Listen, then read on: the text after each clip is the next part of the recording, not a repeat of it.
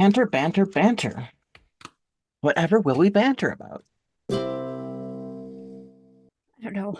My head hurts. It's hard to think of banter when my head hurts. Hmm.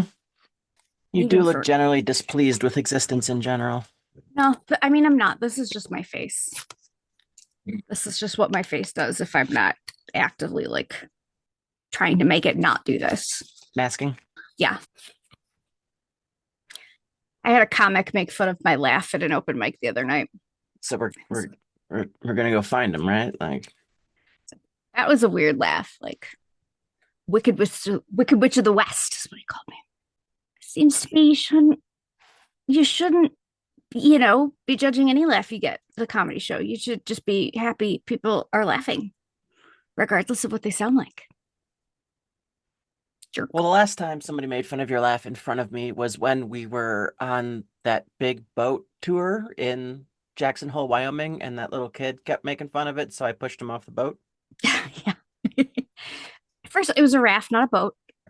I mean, just, and the water was calm. It's like you pushed him off into rapids, and he had a life jacket, and swimming was part of the attraction.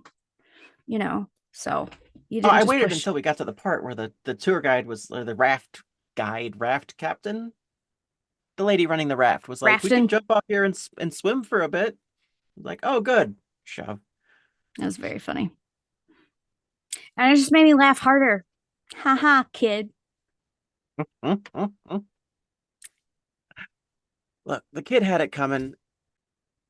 As does this comic who made fun of my laugh at an open mic. Absolutely. Unfortunately, can't push him off a raft uh in the upstairs bar at Joe Willie's. Oh God, it's really called Joe Willie's? Yeah, Why? because it's a bar, not a club. Definitely a bar. Yeah. Yeah, no, it's still one of the biggest revelations of my adult life to finally go out to a club and learn that a club is just a bar with a section that doesn't have tables and very loud music.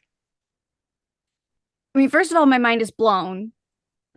But second of all, it just affirms my decision to never go to one because you've removed the few things that I would find tolerable, which is places to sit and music that's quiet enough so that you can talk over it. Without that, I shouldn't be there anyway. Aside from the fact that No, I'm 45 and shouldn't be out after 10. nope, no clubs. No clubs for you. You would die. Yeah. I thought we were doing a pretty good job the other day. We went grocery shopping at like 8 p.m. That was amazing. That's we haven't been out doing things late since probably pre-pandemic. Like once it was just like, oh, we can just stay inside and do whatever. Why would I stay up? I have tomorrow. I'll just do that then. Yeah, but we had like multiple things that needed to happen on Saturday. So we went grocery shopping as our Friday night activity. Rock into the Walmart tunes at 9 p.m. on a Friday night. It was a pretty good time. I'll say the same thing now as I said when we were in the Walmart enjoying the music. Yes, we are old enough that we like the music in the grocery store, but you have any idea how hard it was to get to this point? I didn't think We've I'd get this far. I'm pretty sure most people I knew didn't think I'd get this far either. So I'm counting it as a win. oh yeah, we've earned a little grocery store bop, I think. For Hmm. sure. No, Yeah. absolutely.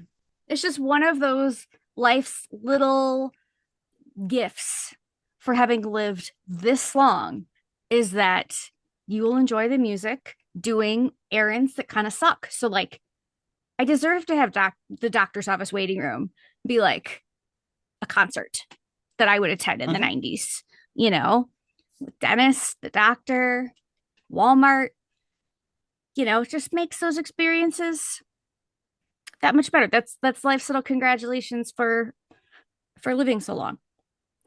I'd rather have health care, but this is nice too. Yeah, that would be. Ideal. Ugh. Is that bantery enough? Yeah, I think that's banter enough. You want to make a podcast? Let's make a podcast.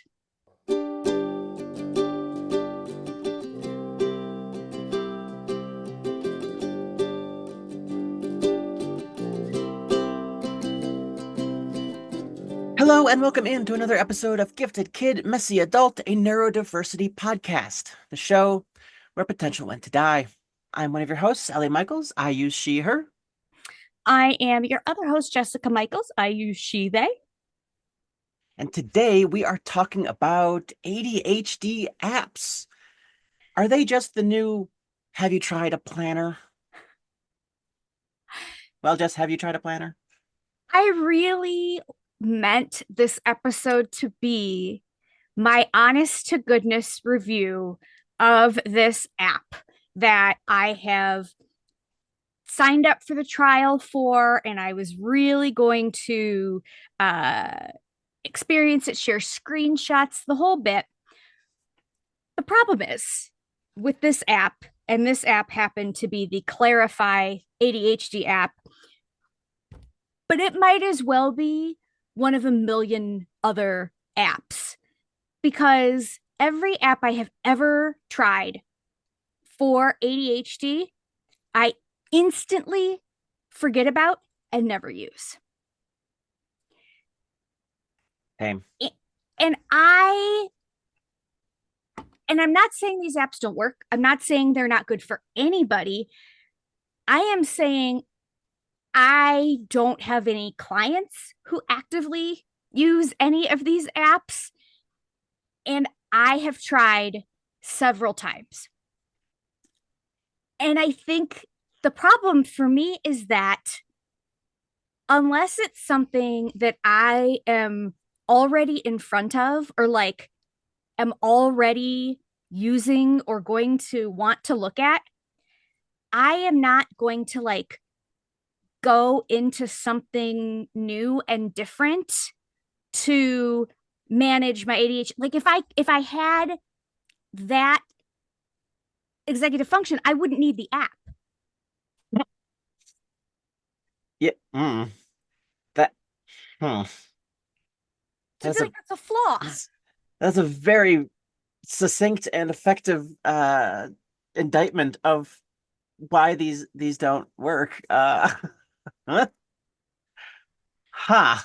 Yeah, and I did try, because I made sure that it was set for, that I had all the notifications set because I mean that would be a real easy thing. It's just like not set the notifications. I mean, then it might as well just go into the ADHD graveyard. So I did give it permission to do notifications and it would send me notifications. But the problem is when you click on them, it doesn't go right into the app. It's like I can look at the notification and basically clear it is it. And so Hmm. it had like that one chance to get my attention and get me back into the app. And it just, there it goes. There it goes. Uh, There it goes. yeah. And I feel like that has happened multiple times. And other people have told me, I've had companies approach me to say, oh, help us design an app. I've Really? had, yeah, I've test driven other like user interfaces for other ADHD apps. I've participated in focus groups for things. And that is like the one thing that always gets me is to the part where they're like, would you actually use this? And it's like, eh, I would like to be the person who would use this, I think is the answer, but I'm not. I am still me, much to the chagrin of everybody. I am still me. And I would love, and they've got little like coaching tips and little meditation moments. And, so aside from the fact that some of it I think is kind of hokey anyway, I just don't know who is looking at them once they've been purchased, who is looking at them at all. Hmm. I mean, it's got to work for some people. Like you can't finance an app entirely just on people who forget their subscriptions exist. Like I'm sure that's a portion of it. but there's got Mhm. to be like a user base, and oh, okay, maybe it's neurotypicals. They pay for a lot of things. It says ADHD like in the app. I mean, to be honest though, if you're going to finance something based off of people forgetting they're subscribed to something, the ADHD crowd is, I mean, that's your moneymaker. Hmm.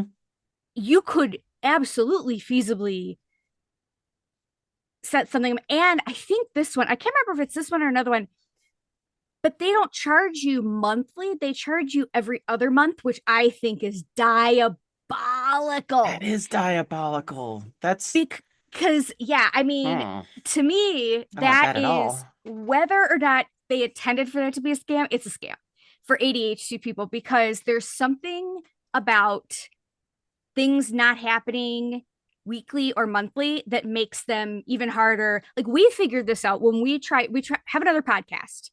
It's a not safe for work, not safe for HR podcast that we record on a book series we both like called Dungeon Crawler Carl. And unlike this podcast, we thought, oh, we'll give ourselves a break because that one's pretty labor intensive. And we will only record that every other week instead of every week. And it has been an unmitigated disaster. Nope, nope. Absolute circus on fire. Mm-hmm. It just doesn't work Yeah, no. because for some reason that just shuts our brain off and makes it go never. Like, because there's now or never. And that puts it like, if I don't need to do it this week, then I never need to do it somehow. Hmm. Well, to my head, it's not now or never. It's now and not now. Mm-hmm. And not now is literally everything Yeah. other than right now. If I don't Mm-hmm. need to get that in like today, that's not now. So I'm not going to really worry about it. I mean, I'm going to worry about it nonstop. I worry about most things, but I'm not going to do anything about it. Well, and then we'll just go, and you'd think it'd be easy to keep track of. Like, did we record last week? No, then we got to record this week. But somehow, when we record, then I could go for like 8 weeks and still be going, oh, we recorded last week. Like, all of Hmm. a sudden, forever goes by. And I have no concept of that whatsoever. So, these apps that are charging every other month, I feel like the cynical part of me says that that's somebody with ADHD going, how can we get the most money that we can from these other ADHD folks? Because you do it every other month. The chance of somebody remembering to cancel somebody that happens once every 8 weeks, forget about it. Just forget about it. No. It's never going to happen. And the thing about those kinds of business practices is that it's not necessarily set out to be evil or uh, predatory. That might just be the model that worked the best. And through just some ordinary market research or trial and error, they go, ah, this marketing model works better and gives us 20% more profit. Therefore, we will follow that. So it's not necessarily that the app is evil. It's just the inherent evil in capitalism. I don't know. I think if you are making Drink. something targeted at people with ADHD, then you know that you are doing something that plays upon a common weakness within that population. I think that so I'm just normally I'm on the optimistic side of things out of the two of Hmm. us, which is funny because I'm not an optimist at all, but I'm on the optimistic side. In this instance, though, I just think like if I were designing something to be like, how can I get the most money out of people with ADHD? I would say, let's bill it once a year, like, or once every 6 months.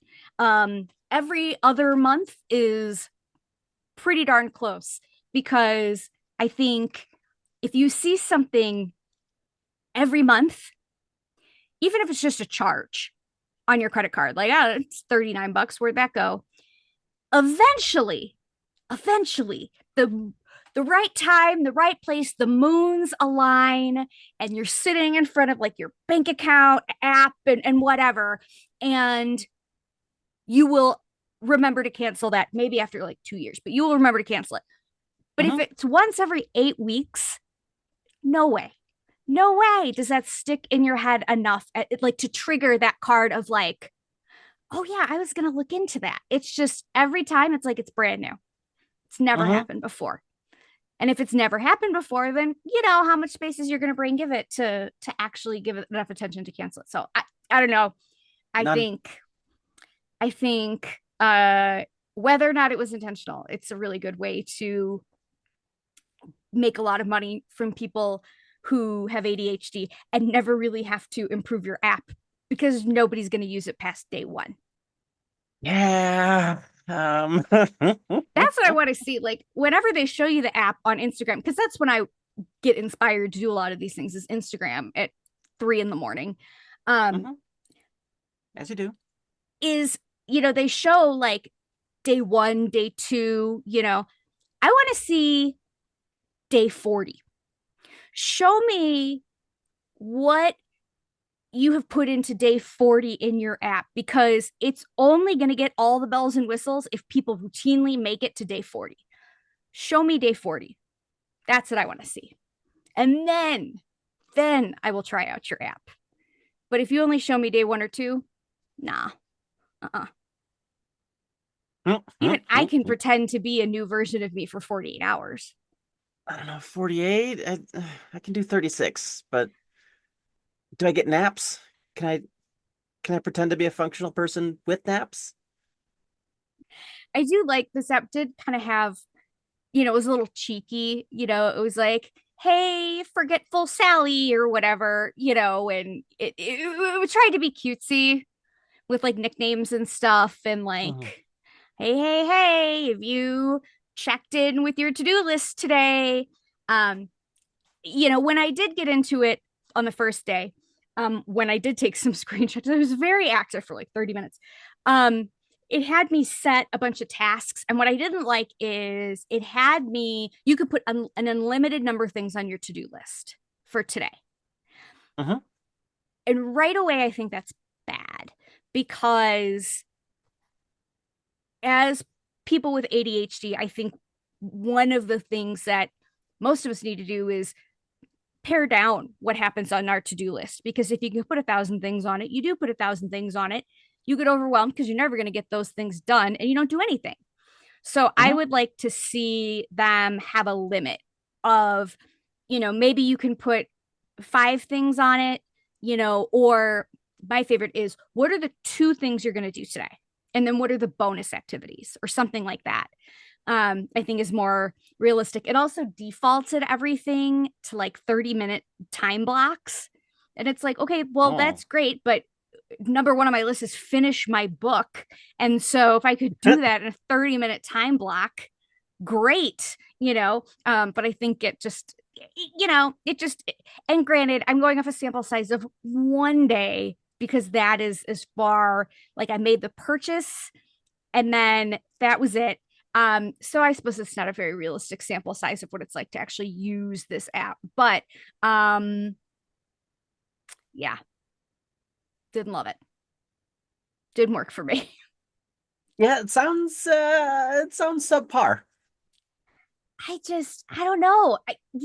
It might be great, but I don't know who for. I don't know who it would be great for. Mm.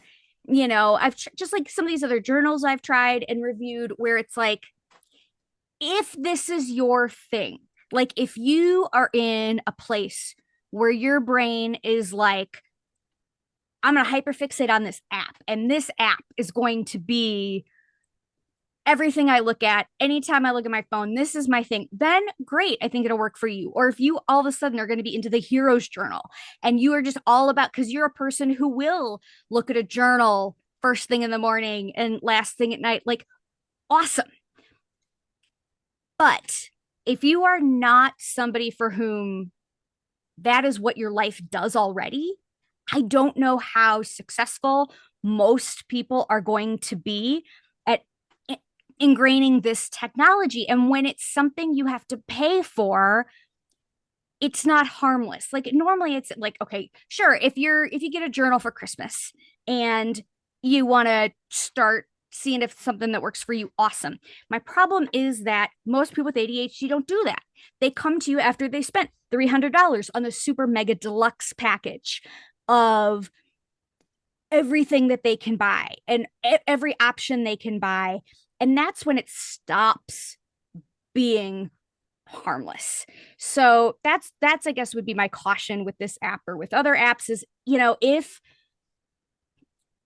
set yourself some parameters. I knowing me, I put on the calendar 3 days before the trial period ended that I needed to cancel my subscription to this app because I won't remember and it will be something, that will charge. So set a guardrail for yourself like that. Um, you know, just be careful. Just be careful is all I ask. And I'd love to hear, I mean, if there are people for whom this stuff works, let's hear it. That would be great. I'd love to hear success stories. I'd love to hear how people incorporate these things. I have found more success for myself and for my clients working within the tools that somebody already uses. Like if you look at your Google Calendar already, great. Let's figure out how we can make Google Calendar work for whatever you're trying to do. If you're a to-do list person on post-it notes, cool. We can figure out a way to work with that. Otherwise, I think it's just low chance of success and a high chance to waste your money. Yeah, absolutely. And as far as subscription stuff goes, I am still a big advocate of the subscribe and unsubscribe in the same 5 minutes. Um, because then when I get that reminder 3 days before and I go, oh, I've got 3 days and I ignore it, or, I just don't get to it. Mm-hmm. If I'm really using the service and the subscription ends, I will absolutely then go renew that subscription. Mm-hmm. But it's much less likely that I'm going to actually remember to do that Yeah. before the Yeah. end of that trial period. The other thing, that you can do is if you have like a gift card or something that acts as a credit card but has a finite amount on it where Hmm. it can't charge forever and ever and ever. That can be another way to safeguard.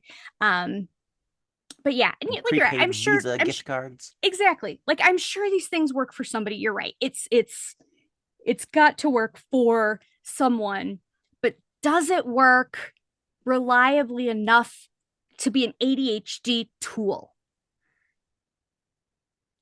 Oh, I don't know.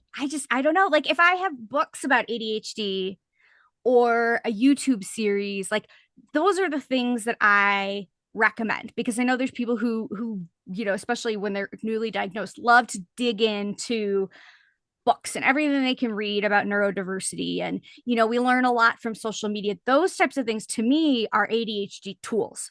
These apps say ADHD, they say ADHD coaching, and that's, I guess, the other thing is this is not a substitute for a coach Hmm. by any stretch. And I can see why. I mean, from a cost perspective, it's what 10% of the cost of a coach, but you're not getting the same, when you have an ADHD coach, you're getting personalized responses to your individual circumstances. Like I said, what are the things that you are doing? What does your life look like? And how can we make your brain work better with your life? And that those are very individualized solutions a lot of times. An app, Hmm. you're getting everything. It's so general. So to say it's ADHD coaching feels a little disingenuous to me also, because I don't think, I mean, it certainly doesn't seem to me like a replacement of what I would give somebody. I certainly didn't get this app. And even what I did see, the material that was available in the coaching section, it didn't make me feel like you know, I was going to be run out of town on a rail anytime soon because nobody's Mhm. going to want my services because it's not the same thing. It isn't coaching. It's not a substitute for coaching. So, No, it's probably, slightly ADHD themed helpful hints here and there, mm, but I can't imagine it's really effective coaching. just general mental wellness. And there's places for that. I'm not saying, the mental wellness stuff is bad. Again, it's just these things are targeted towards us. They're marketed specifically for us. This isn't something that's marketed for, hey, just, you know, here's how to get some mental clarity. Everybody should have a, meditation minute or whatever. It's specifically for ADHD. And the things that are advertised to which people with ADHD tend to be a little bit more expensive, which to me, if you're getting a good resource and it's something that is, you have to have special knowledge and further study and you really need to be a specialist, then absolutely that I expect to pay a premium for that. But when it's just, when it's more general knowledge stuff, I don't think you deserve um to get that premium price tag for that. So I don't know. So that's my review. Well, I remember to cancel it. well, let's put the call out to our listeners, our dear audience. Do any of you use an ADHD help or coaching app, and has it worked at all? Have you tried any and they didn't work? Stories to giftedkidmessyadult@gmail.com. The funnier, the better, and we're more likely to actually talk about those ones. Well, I think that'll just about wrap it up for our episode of Gifted Kid, Messy Adult. Jess, where can people find out more about you? People can find me at coachjessicamichaels.com. And very, very happy to announce that starting the first week of May 2025, we'll have the second cohort of the neurodiverse professionals community, our free community networking and support for neurodivergent or neurodivergent adjacent adults. Meetings will be Mondays at 4 p.m. Pacific. And so you can reach out to us here at the podcast or come to my website and get more information to get signed up. Great free resource. Available to all neurodivergent adults and people who love and or put up with neurodivergent adults in their lives. Yes. Well, if you like our show, please rate and review us. And for any other information, please email us your questions, comments, or just outright praise. Come on, say nice stuff to us. We're fun. To giftedkidmessyadult@gmail.com. So until next time, take care of each other out there. Bye.